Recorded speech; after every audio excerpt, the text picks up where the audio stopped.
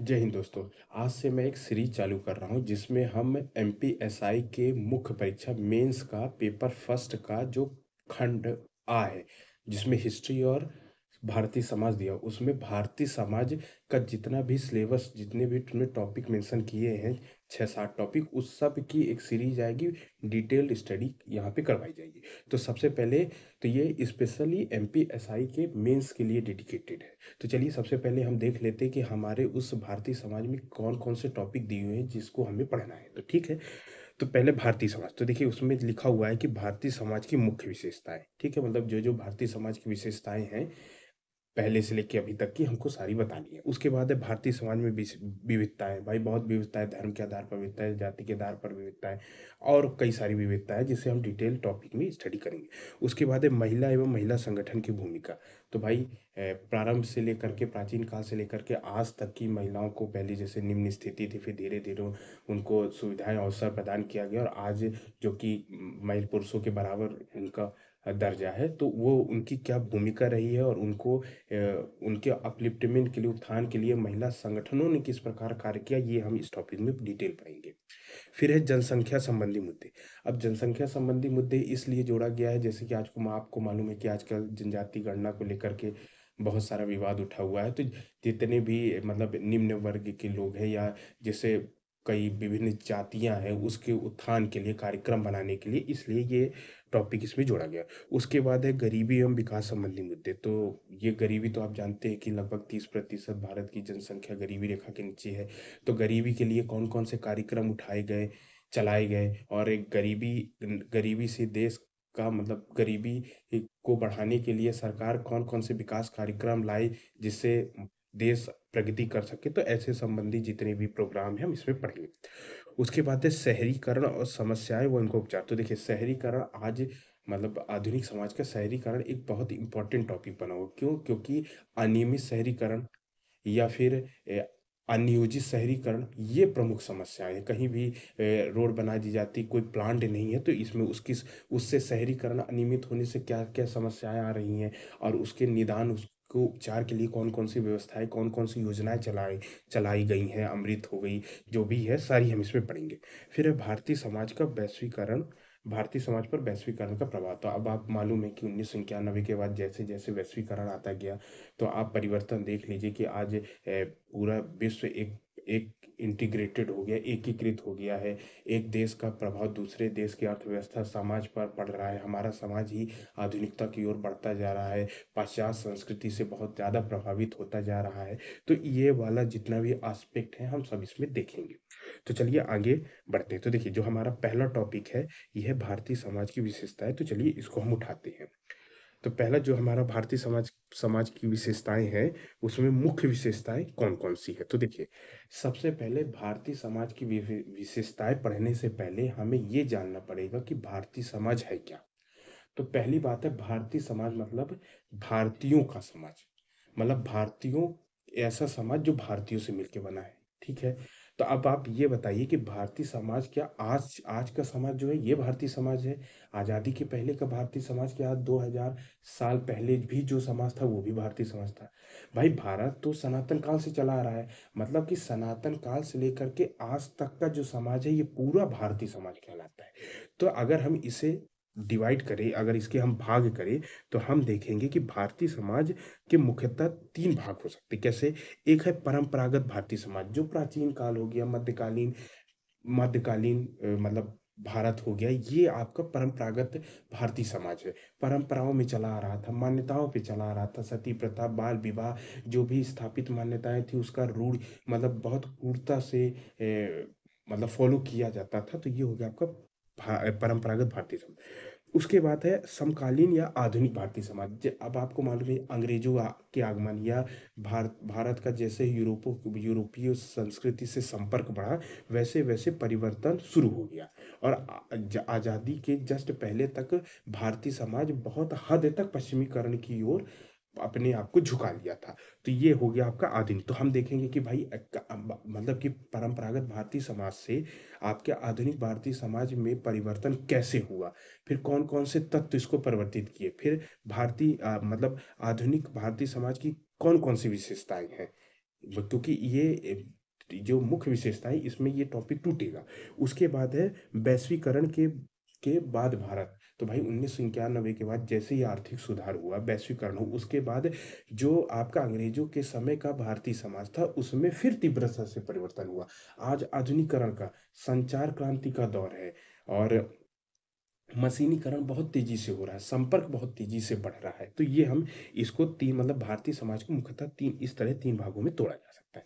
अब है कि जो जो भारतीय समाज की मुख्य विशेषताएं हैं, इसको इसका रोड मैप हम निकालते हैं कि भाई हम इस टॉपिक को कैसे पढ़ेंगे, ठीक है। क्योंकि माइनस मार्किंग है तो आपको थोड़ा सा ध्यान रखना पड़ेगा। तो देखिए, सबसे पहले हम पढ़ेंगे कि परंपरागत भारतीय समाज की विशेषताएं क्या है, ठीक। फिर परंपरागत भारतीय मतलब हम प्राचीन काल से लेकर के आज तक की पूरी विशेषताएं पढ़ना है, तो इसलिए मैं इसको ऐसे सब टॉपिक्स में तोड़ा हूँ कि परंपरागत भारतीय समाज की विशेषताएं क्या है। फिर परंपरागत भारतीय समाज में आधुनिक परिवर्तन कैसे हुआ, भाई आज आधुनिक समाज है तो परिवर्तन कैसे हुआ। फिर उस परिवर्तन, परंपरागत भारतीय समाज में जो आधुनिक परिवर्तन हो उसके कारण क्या थे, कौन कौन से तत्व थे, कारक थे जिसने परिवर्तित किया परंपरागत भारतीय समाज को आधुनिक समाज में।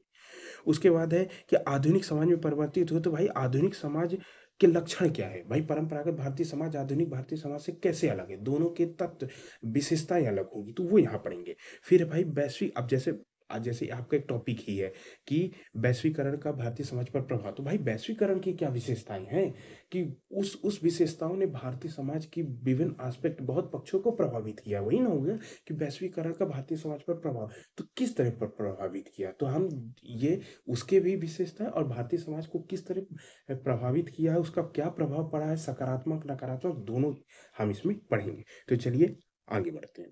तो चलिए सबसे पहले देखते हैं कि परंपरागत भारतीय समाज के मुख्य लक्षण क्या है। तो देखिए, आपको मालूम अब जब मैं बोलूं परंपरागत भारतीय समाज, तो आपको कल्पना करना है प्राचीन भारत, मध्यकालीन भारत, अंग्रेजों के पहले का भारत को कल्पना करना है, ठीक है।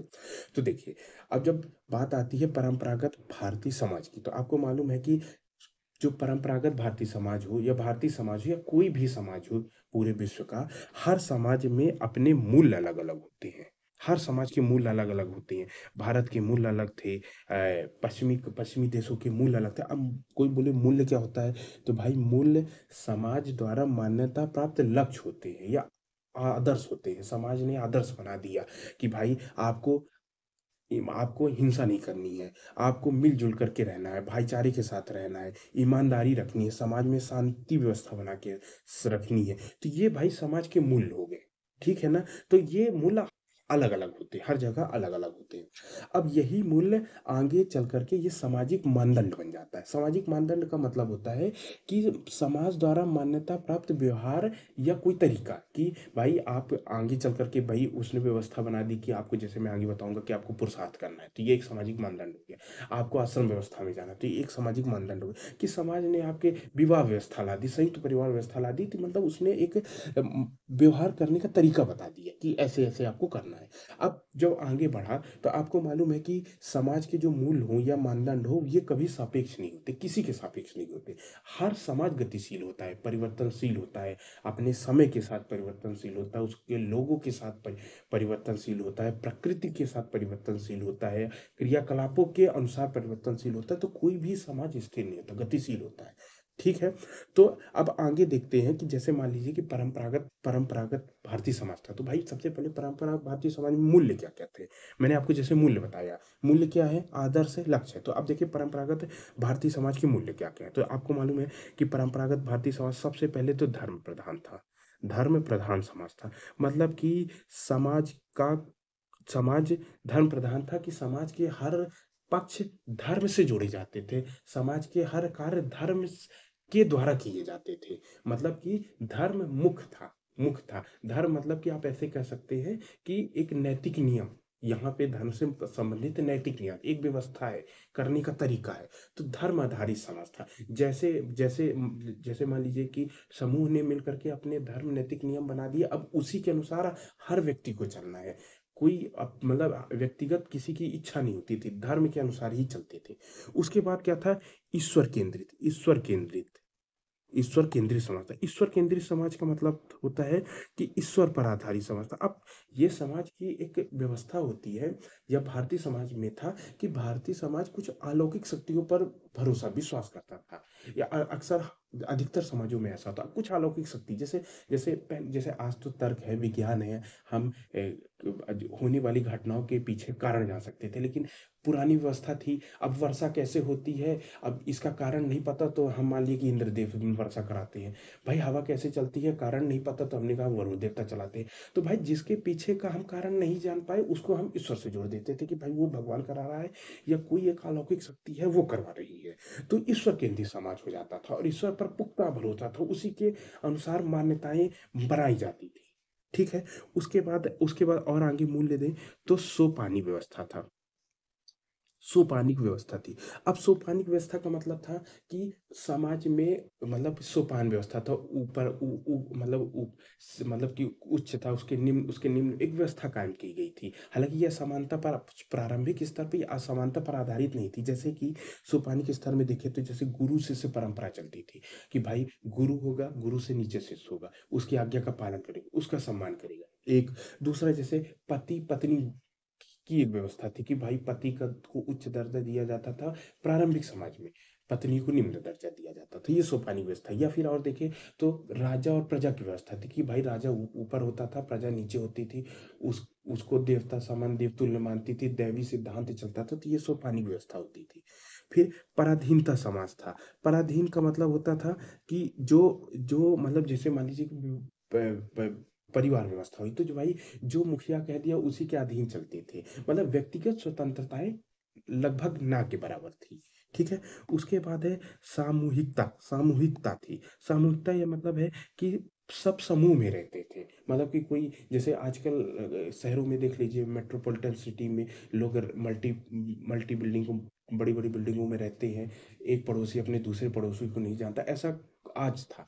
पहले ऐसा नहीं होता था, गांव में इकट्ठा लोग मिल करके रहते थे, पूरा गांव एक परिवार की तरह रहता था, एक के घर की समस्या पूरे गांव की समस्या होती थी। तो सामूहिकता थी। अब चलिए लगे हाथ ना हम जान लेते, ये जो हम मैंने ये आपको ये चीजें बताई, धर्म प्रधान समाज, ईश्वर केंद्रीय समाज, या सोपानिक सोपानिक धीनता, सामूहिकता, ये परंपरागत मूल्य है, मतलब परंपरागत भारतीय समाज के मूल्य है। तो अब अगर मैं आपको ना यहीं पे लगे हाथ आधुनिकता के मूल्य बता दूंगा, तो आप परंपरागत भारतीय समाज और आधुनिक भारतीय समाज में ना करना समझ जाएंगे, उनके बीच डिफरेंस समझ जाएंगे। तो लगे हाथ मैं आपको बता देता हूँ तो आपकी समझ में अब मैं जैसे बात कर देता हूँ कि जैसे आधुनिक आधुनिक मूल्य, भाई क्या आधुनिकता के मूल्य क्या है।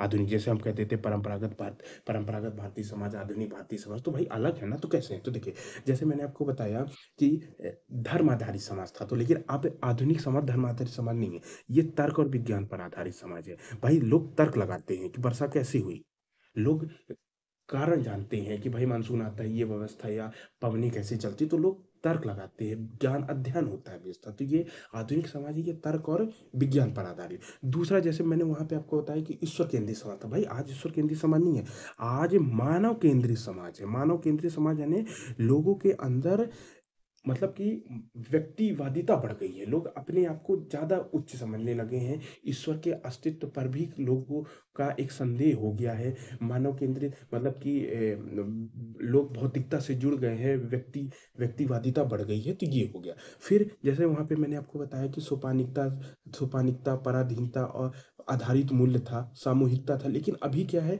अभी सोपानिकता नहीं, अभी स्वतंत्रता है। एक आदमी दूसरे आदमी से स्वतंत्र है, संविधान से उसको आज़ादी मिली, कोई सोपानिकता नहीं है, सब स्वतंत्र है, कानून के द्वारा उनको संरक्षण प्राप्त है। फिर पराधीनता नहीं है, आज समानता का मूल्य चलता है। समानता, सब समान है, कोई जाति व्यवस्था नहीं है, कोई वर्ण व्यवस्था नहीं, सब समान है कानून की नज़र में। जो जो पहले होता था कि ब्राह्मण कोई अपराध करता था तो उसको लगभग कम सजा या ना के बराबर, वही अगर कोई निम्न वर्ण शूद्र कर दे तो उसको बहुत कभी कभी तो मृत्यु दंड भी मिल जाता था। लेकिन आज ऐसा नहीं है, कोई अगर अपराध करेगा, कोई वर्ण हो, कोई कानून, संविधान और जो आधुनिक मूल्य है उसमें कोई भी इस तरह का भेदभाव नहीं है। तो समानता आधारित समाज है आज। फिर लोग सामूहिकता की जगह, सामूहिकता भी अब नहीं, जैसे पहले संयुक्त परिवार व्यवस्था थी, अब एकल परिवार व्यवस्था हावी हो रही है, लोग शहरों की ओर बढ़ रहे हैं। तो ये आपका आधुनिक मूल्य हो गए जो कि परंपरागत भारतीय समाज से अलग थे। तो उम्मीद करता हूँ दोस्तों कि आप लोग को ये समझ में आ रहा होगा। ठीक है? तो चलिए, अब हम शुरू करते हैं कि हमारा परंपरागत भारतीय समाज की ये जो लक्षण है, ये मैंने आपको बताया था ना कि परंपरागत भारतीय समाज के प्रमुख लक्षण कौन-कौन से हैं, तो ये तो मैं आपको समझाया हूँ। अब ये लक्षण शुरू करते हैं। तो इसका जो पहला लक्षण है, वो है परंपरागत मूल्य व्यवस्था। जो देखिए, ये मैं आपको समझा ही दिया, सोपानिकता थी, पराधीनता थी, सामूहिकता थी, ठीक है? फिर दूसरा है धर्म की प्रधानता। तो ये भी मैं आपको समझा दिया कि धर्म की प्रधानता, अलौकिक शक्तियों पर विश्वास करते थे। फिर उससे जुड़ी क्रियाकलापों में समग्र व्यवस्था थी। मतलब कि धर्म पर आधारित आप व्यक्ति का जो जीवन था कि भाई वो शुरू से पुरुषार्थ करेगा, फिर संस्कार करेगा, फिर मतलब कि पैदा होगा तो भाई मतलब कि गर्भधारण संस्कार, फिर जन्म संस्कार, नामकरण संस्कार, यज्ञोपवीत संस्कार, विद्या आरंभ, जितने 16 संस्कार है, सारा धर्म से जुड़ा है। हर में कर्मकांड की व्यवस्था थी। ठीक है ना? हालाँकि इस धर्म वाले टॉपिक को मैं आगे और डिटेल बताऊँगा, ठीक है? क्योंकि इम्पोर्टेंट टॉपिक क्वेश्चन आ सकता है। उसके बाद अगला जैसे तीसरा जो हमारी परंपरागत भारतीय समाज की विशेषता, वो पुरुषार्थ व्यवस्था। अब देखिए, पुरुषार्थ व्यवस्था को मैं बताता हूँ ये कैसे कैसे है। तो देखिए, जो पुरुषार्थ है ना, जैसे मान लीजिए कि परंपरागत भारतीय समाज में कोई व्यक्ति है, ठीक है? तो अब व्यक्ति को उसने समाज से जोड़ रखा है, मतलब कि सामूहिकता रह रहे। तो उन्होंने ना जीवन के लक्ष्य निर्धारित किए कि भाई आज जीवन के, जैसे आज कहते हैं जीवन का लक्ष्य क्या है, लोग कहते हैं भाई पैसा कमाना, आनंद की स्थिति, या ने बहुत ऊँचे पद में चले जाना। लेकिन उस समय तो ये था नहीं, ना पैसा, अर्थव्यवस्था कृषि आधारित अर्थव्यवस्था थी, तो पैसा कभी खाने भर को अनाज मिल जाए, धन था नहीं। उसके बाद कोई राजा को हमने भाई, जैसे आज कोई सोचे भाई हम प्रधानमंत्री, पहले तो सपना भी नहीं था, क्योंकि कोई राजा था, अनुवांशिक व्यवस्था थी, राजा का लड़का राजा बनेगा, तो भाई वो दैवी सिद्धांत से जोड़ दिया, तो आप बन नहीं सकते थे। स्वतंत्रता तो थी नहीं। तो उसने ना जीवन के लक्ष्य निर्धारित किए थे। जीवन के लक्ष्य निर्धारित क्या किए थे? जैसे धर्म। यहाँ धर्म से मतलब भाई नैतिक नियम से है कि भाई आपको जन्म आपका होगा, फिर आप जितने भी समाज द्वारा स्थापित है कि भाई आप पढ़ाई लिखाई करने के लिए गुरुकुल चले जाएं, फिर जो भी व्यवस्थाएं मान्यताएं हैं वो धर्म से रिलेटेड। फिर है अर्थ। अब देखिए, यहाँ अर्थ से मतलब पैसा कमाने, आज की जैसे अंधाधुंध वाले पैसा कमाने से नहीं है।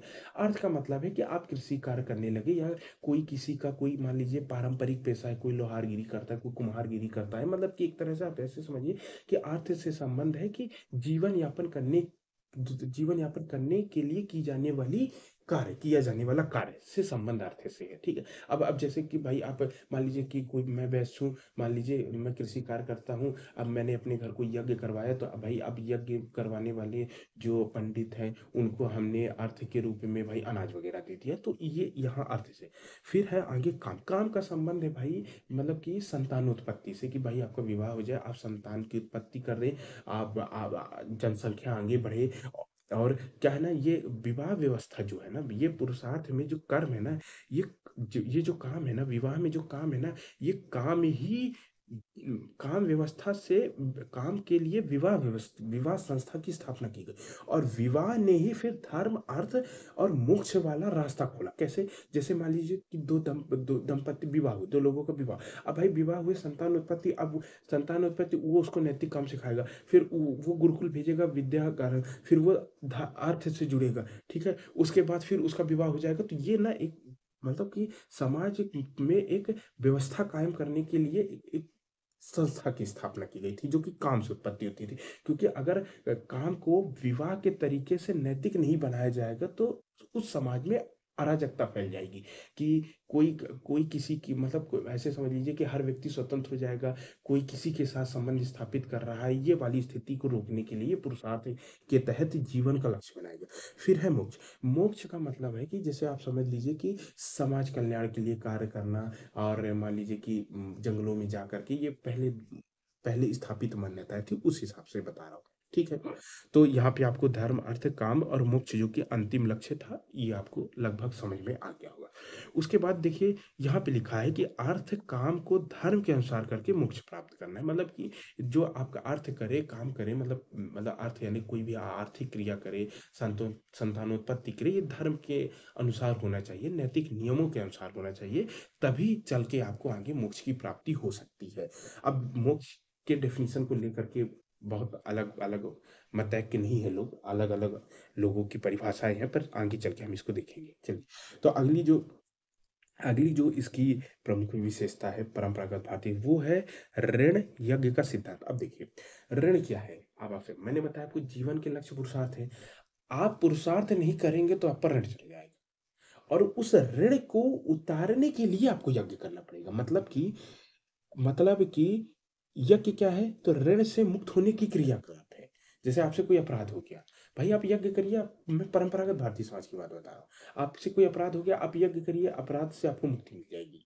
ठीक है? आप अब जैसे ऋण ऋण आपको बताया भाई, पितृ ऋण होता है, देव ऋण होता है, और भी जो बहुत सारी स्थापित ऋण होते हैं। ये ऋण क्या है? आपने भाई अपना पुरुषार्थ नहीं किया, या उस मतलब कि अपने नैतिक धर्म का पालन नहीं किया, तो वही भाई वो ऋण चढ़ गया।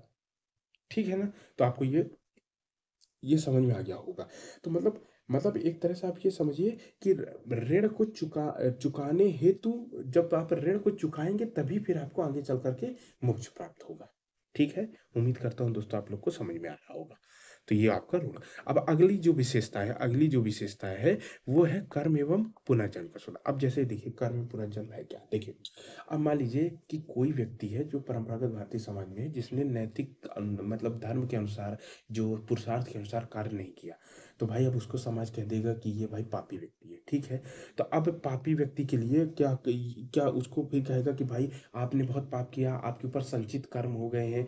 अब क्या होगा? अगर आप उस मतलब पाप का आप इसी जन्म में अगर आप पश्चाताप नहीं करते हैं, तो आपका फिर से पुनर्जन्म होगा, और आप उस जन्म में आप उसका दंड भोगेंगे।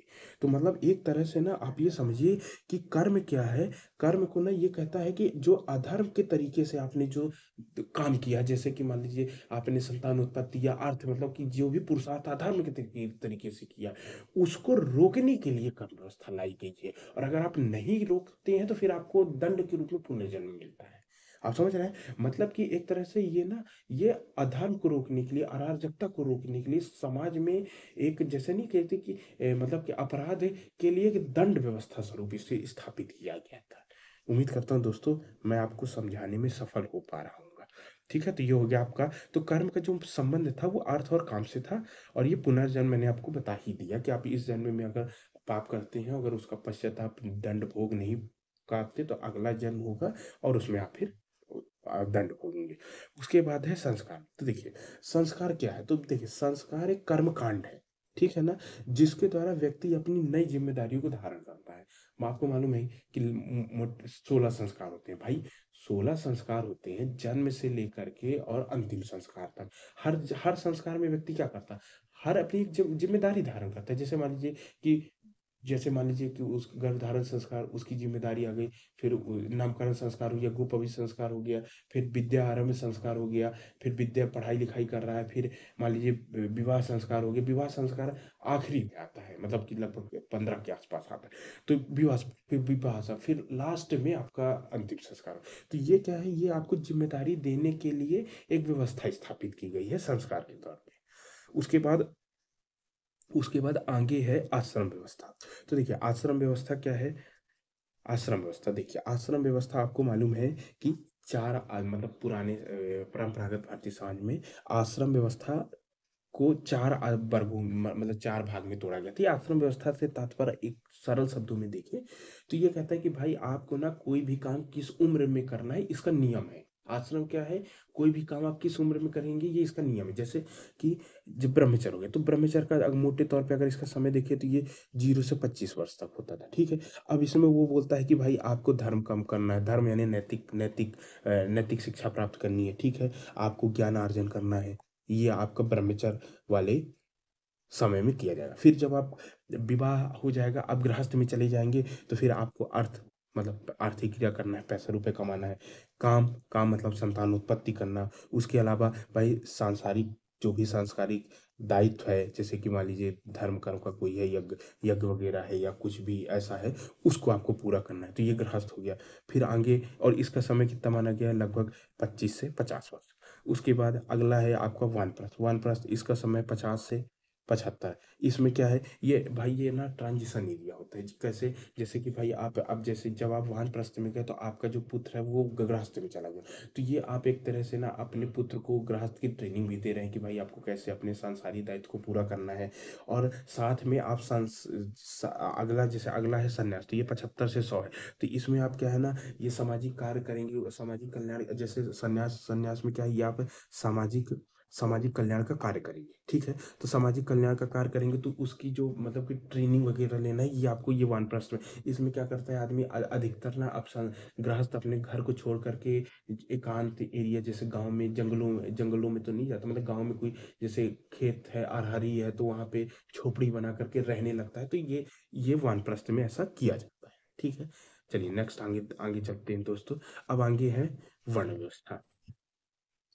तो देखिए वर्ण व्यवस्था, वर्ण व्यवस्था क्या है, वर्ण व्यवस्था, वर्ण व्यवस्था देखिए, वर्ण वर्ण व्यवस्था की जो उत्पत्ति है वो ऋग्वैदिक काल, जिसे कहकर कहा जाए कि भाई वर्ण व्यवस्था, आपको मालूम है ऋग्वेद के क्या 10वें मंडल में आपको वर्ण व्यवस्था देखने को मिलता है, अगर मैं गलत ना हूँ तो ये क्या है भाई, ये कर्म पर आधारित है। और देखिए ऋग्वैदिक समाज में आप क्या था कि वर्ण से मतलब कर्म से लिया जाता था, कि भाई कोई भी व्यक्ति कौन सा काम कर रहा है वो उस वर्ण का। जैसे मान लीजिए कि मैं अगर पूजा पाठ कर भाई, मैं ब्राह्मण का, ठीक है। अगर भाई मैं खेती किसानी करने लगा भाई, मैं वैश्य हो गया। ठीक है, मैं मतलब कि मैं मान लीजिए कि राजा के सैनिक में या राजकार्य करने लगा तो मैं वही क्षत्रिय हो गया। ठीक है, उसके बाद है, मैं अगर इन ऊपर वाले तीनों वर्णों की सेवा कर रहा हूँ तो मैं शूद्र हूँ। तो मतलब वर्ण से संबंध कर्म से था। मतलब आप ऐसे समझिए कि एक परिवार में मान लीजिए 6 लोग रहते हो, तो हो सकता है कि 6 लोग का वर्ण अलग अलग हो, उनमें से कोई ब्राह्मण हो, कोई क्षत्रिय, वैश्य, शूद्र हो, अलग अलग हो सकते हैं ना। मतलब वर्ण से संबंध आप सिर्फ कर्म से लगाइएगा और कुछ नहीं। ये कर्म पर, मतलब ये डिवीजन ऑफ लेबर है, कर्म बताता है कि आप कर्म क्या है। जैसे ब्राह्मण है तो इसका आपको मालूम है ये लगभग पूजा पाठ से संबंधित थे। ठीक है, क्षत्रिय ये सुरक्षा का काम करते थे या राजकीय काम का संबंध से था। वैसे ये कृषि कार्य या फिर व्यापार से संबंध इनका था, धन कमाना, ये सब करना। शूद्र ये ऊपर वाले तीनों की सेवा करते थे। ठीक है ना, तो ये हो गया आपको वर्ण व्यवस्था। अब आगे आता है जाति व्यवस्था। तो देखिए दोस्तों, जाति व्यवस्था क्या है, जाति व्यवस्था जैसे कालांतर में लगभग लगभग लगभग गुप्ता पीरियड के समय की बात है, कि लगभग क्या हुआ जाति व्यवस्था की, जैसे मैंने आपको बताया कि वर्ण व्यवस्था क्या थी। वर्ण व्यवस्था बहुत ही ना फ्लेक्सिबल व्यवस्था थी, कि भाई कोई भी बड़ा ऊपर नीचे, कभी ब्राह्मण में, अभी ब्राह्मण था, फिर कुछ दिन बाद में दूसरे वर्ण में भी चला गया, क्षत्रिय हो गया, फिर आगे शूद्र हो गया, ये थे। ठीक है ना, तो आगे जब कालांतर में हुआ क्या, कि जाति विवाह, कालांतर में क्या हुआ कि जो अंतर विवाह करने लग गए, अंतर विवाह व्यवस्था होने लगी, उससे फिर जातियां पैदा होने लग गई। तो फिर मतलब ये जो जाति व्यवस्था ये ब्राह्मणों द्वारा स्थापित, तो ब्राह्मणों ने क्या किया, समाज में ना कुछ नियम स्थापित किए, समाज में कुछ नियम स्थापित किए, ब्राह्मणों ने समाज में कुछ नियम स्थापित किए। जैसे मान लीजिए कि कुछ नियम, जैसे मान लीजिए कि उन्होंने एक वर्ण व्यवस्था में सोपान ला दिए, कि भाई अब जो जिस वर्ण का है वो अपना वर्ण परिवर्तित नहीं कर सकता। पूजा पाठ करा रहा, जैसे कोई व्यक्ति पूजा पाठ कर रहा, पंडित है, तो अब उसका जो बेटा, बच्चे, मतलब जो बच्चे होंगे वो भी ब्राह्मण वर्ण के होंगे, और वो फिर अपना वर्ण परिवर्तित नहीं करा जा सकते। तो इस तरह की व्यवस्था ला दी। उसके बाद और क्या किया, कि भाई बोला गया कि जो पेशा आपका जन्मजात पेशा होगा, जो आपके पूर्वज करते तो वही आप आगे करेंगे और बदल नहीं सकते। और कैसे लाया गया, आपको जन्मजात सदस्यता दे दी कि आप आगे, फिर आगे दूसरे वर्ण में नहीं जा सकते। उसके बाद उन्होंने ना अंतर विवाह के नियम स्थापित कर दिए, कि नहीं भाई, अब ना क्या होगा, कि ब्राह्मण व्यक्ति ब्राह्मण में ही शादी करेगा, वैश्य व्यक्ति वैश्य में शादी, तो अंतर विवाह के नियम स्थापित कर दिए, ताकि लोग मतलब कि अंतर वर्णों में विवाह ना कर सके। उसके बाद यहाँ तक कि उन्होंने खान पान के भी नियम बना दिए, कि भाई कि कौन खान पान के, कौन कौन किसके यहाँ, जैसे कि ब्राह्मण शूद्र के यहाँ नहीं खाएगा, ऐसे तरह के नियम स्थापित कर दिए। तो ये जो नियम स्थापित कर दिए, इससे जाति व्यवस्था को उद्भव हो गया। ठीक है, चलिए नेक्स्ट आगे देखते हैं। ये है, फिर है आर्थिक व्यवस्था। तो देखिए आर्थिक व्यवस्था आपको मालूम है कृषि आधारित थी। ठीक है, और ये जाति पर आधारित थी, क्योंकि लगभग आपको मालूम है कि ये कृषि कार्य लगभग वैश्य वैश्य वर्ण के लोग ज्यादातर क्या करते थे। ठीक है, चलिए आगे बढ़ते हैं। आगे है विवाह व्यवस्था और संयुक्त परिवार की व्यवस्था। तो जो हम अभी पढ़ रहे हैं ना, ये सब हम परंपरागत भारतीय समाज की व्यवस्था पढ़, आज कहाँ है भाई, आज जाति व्यवस्था उतनी रिजिड कहाँ रह गई, आज संयुक्त परिवार व्यवस्था टूट गई है। आज आपके वर्ण व्यवस्था तो है ही नहीं, लोगों को वर्ण वर्ण का ही नहीं पता। और उसके बाद संस्कार, आश्रम व्यवस्था, पुनर्जन्म, ये सब आज खत्म है, आज नहीं है, ये अस्तित्व में लगभग नहीं है, कोई मानता नहीं है। ये परंपरागत भारतीय समाज की व्यवस्था है। आधुनिक भारतीय समाज में आधुनिक भारतीय समाज की व्यवस्था बताऊंगा आगे। ठीक है। तो अभी आगे देखते हैं हम विवाह व्यवस्था और संयुक्त परिवार। तो भाई उस समय की विवाह व्यवस्था थी, विवाह के नियम थे, विवाह, और उसके बाद संयुक्त परिवार व्यवस्था थी। अब होता क्या था ना, संयुक्त परिवार व्यवस्था के अंतर्गत मतलब ऐसे समझिए कि जैसे कि मान लीजिए कि उन्होंने विवाह के नियम बना दिए कि भाई विवाह विवाह कर दिए कि विवाह विवाह में उन्होंने मतलब एक संस्था स्थापित कर दी कि विवाह के द्वारा मान लीजिए कोई भी युगल है, वो पहले समाज से विवाह के माध्यम से वो समाज से अनुमति लेता था और फिर एक साथ रहे। ठीक है ना। अब भाई इसकी जरूरत आवश्यकता पड़ी, कैसे आवश्यकता पड़ी कि भाई अब मान लीजिए हम विवाह नहीं करेंगे, तो फिर भाई वो संस्कार और पुरुषार्थ नहीं करेगा। क्यों? क्योंकि विवाह संस्कार में भी है, याद करिए विवाह संस्कार, और पुरुषार्थ में भी काम करने के लिए आपको विवाह चाहिए। ठीक है, संतान उत्पत्ति। तो इसका पूरा करने के लिए आपको विवाह। ठीक है। उसके बाद है धार्मिक कृत है। तो उस धार्मिक अर्थ, जैसे मान लीजिए आप विवाह संस्कार में चले गए, अब आपके जैसे पुत्र हुआ, तो पुत्र के जितने भी संस्कार हैं उसको आपके लगभग शुरुआत के, जैसे कर्ण छेदन है, या गुप्त संस्कार है, विदारण्य संस्कार है, विद्यारंभ संस्कार है, कि इसका मतलब के शांत संस्कार है, जितने भी संस्कार है वो कौन करेगा? वो वही गृहस्थ युगल ही ना करेंगे। तो ये क्या हुआ, ये धार्मिक कृत्य करने के लिए विवाह की जरूरत पड़ गई। ठीक है।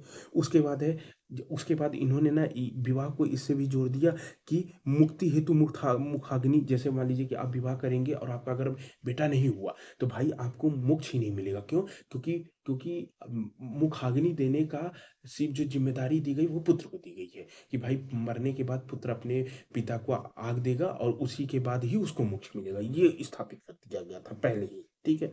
फिर संयुक्त परिवार व्यवस्था में क्या किया इन्होंने, भाई संयुक्त परिवार व्यवस्था में क्या करते थे कि क्या मतलब पहले जान लीजिए कि क्या था कि भाई एक छत के नीचे लोग लोग वैवाहिक संबंध या रक्त संबंध के माध्यम से रहते थे। वैवाहिक संबंध मान लीजिए पति पत्नी की वैवाहिक संबंध, रक्त संबंध मान लीजिए कि माँ का अपने पुत्र पुत्री के बीच, या पिता का पुत्र पुत्री, ये संयुक्त में। तो पहले क्या था ना कि कृषि आधारित व्यवस्था थी। तो और उसके बाद मतलब कि सामूहिक समाज था, पराधीन समाज था। तो सब संयुक्त परिवार व्यवस्था में रहते थे। मतलब संयुक्त परिवार व्यवस्था में सब लोग एक साथ रहते थे, करीब मतलब कि बहुत बड़ी संख्या होती थी संयुक्त परिवार, 100 150 तक लोग हो जाते थे, ऐसी व्यवस्था थी पहले। चलिए नेक्स्ट आगे चलते हैं। तो आगे आपको, जैसे ये मैंने परिवार की कुछ डेफिनेशन भी ली थी है, तो आप देख लीजिए, आगे पढ़ लीजिएगा। ठीक है। उसके बाद चलिए आगे चलते हैं शिक्षा व्यवस्था। ठीक है। तो आप देखिए शिक्षा व्यवस्था, भाई आज जैसे शिक्षा क्या है, आज इंजीनियरिंग करते हैं लोग, और कई सारी पढ़ाई करते हैं, बीएससी करते हैं। ठीक है। लेकिन पहले तो कुछ था नहीं, तो पहले लोग शिक्षा के नाम पे धार्मिक शिक्षा लेते, वेद वेद का अध्ययन हो रहा है, वेद को पढ़ रहे हैं, ऐसे ही पीढ़ियों दर पीढ़ी वेद आगे ट्रांसफर होता जा रहा है। लेकिन शिक्षा का ना अधिकतर शिक्षा पर अधिकार सिर्फ ब्राह्मणों का था और लगभग किसी वर्ग का नहीं था। तो ब्राह्मण ही शिक्षा प्राप्त करते थे, क्योंकि उनको पूजा पाठ कराना है, मंत्र पढ़ना है, वेद उच्चारण करवाना है, तो ब्राह्मणों का शिक्षा पर अधिकार था। लेकिन शिक्षा व्यवस्था में असमानता थी। स्त्रियां शिक्षा व्यवस्था से ऋग्वैदिक काल में तो चलो थी, कुछ कुछ जैसे कात्यायनी मैत्रेयी और कई है लोपामुद्रा तरह की विदुषी हैं जिनका जिक्र मिलता है वेदों में। बाकी फिर उत्तर वैदिक का आगे तो फिर महिलाओं की स्थिति निम्न हो गई, तो उनको तो शिक्षा के अधिकार से ही लगभग वंचित कर दिया गया, और साथ ही जो निम्न निम्न जाति वर्ण के लोग हैं, शूद्र हो गए, और निम्न जाति जैसे चांडाल हो गए, और ऐसे ऐसे लोगों को तो पूरी तरह शिक्षा से बहिष्कृत कर दिया गया। ठीक है। अब आगे देखते हैं, जो परंपरागत भारतीय समाज की विशेषता में अंतिम विशेषता है, वो है राजनीतिक व्यवस्था। तो आपको मालूम है कि भाई राजतंत्र था, मतलब राजा ही राजा का शासन होता था। ठीक है। राजा का कर्तव्य लगभग ये कर्तव्य होता था कि भाई अपनी प्रजा की सुरक्षा रखे। ठीक है। प्रजा मतलब कि अपने राज्य में शांति व्यवस्था कायम रखी, ये उसका कर्तव्य। और दैवी सिद्धांत आधारित था कि भाई मतलब कि ये लोग समझते थे कि राजा जो है वो उसको शासन करने का जो अधिकार है वो देवताओं से, ईश्वर से मिलता है, वो ईश्वर की छाया है। इस तरह का दैवी सिद्धांत प्रचलित था। भाई आज तो लोकतंत्र है, आज आप अपना राष्ट्राध्यक्ष चुन सकते हैं, लेकिन पहले राजनीतिक व्यवस्था इस तरह थी। तो दोस्तों आज आज का लेक्चर हमारा यहीं पे समाप्त होता है। तो आज हमने परंपरागत भारतीय समाज की जो हमने मुख्य विशेषताएं वो पढ़ी है। अब आगे मैं बता रहा हूँ, ये आज आज मतलब जो भारतीय समाज की मुख्य विशेषता है उसका आज पहला भाग था, परंपरागत भारतीय समाज की विशेषता। इसके आगे हम देखेंगे कि भाई परंपरागत भारतीय समाज कैसे आधुनिक समाज में परिवर्तित हुआ, फिर आधुनिक समाज के कौन-कौन से लक्षण थे, ठीक है? तो ये सारी हम व्यवस्था फिर हम नेक्स्ट नेक्स्ट पार्ट 2 में देखेंगे। अगर आपको वीडियो पसंद आए और अच्छा लगे तो लाइक कीजिए और चैनल को सब्सक्राइब करिए। जय हिंद दोस्तों।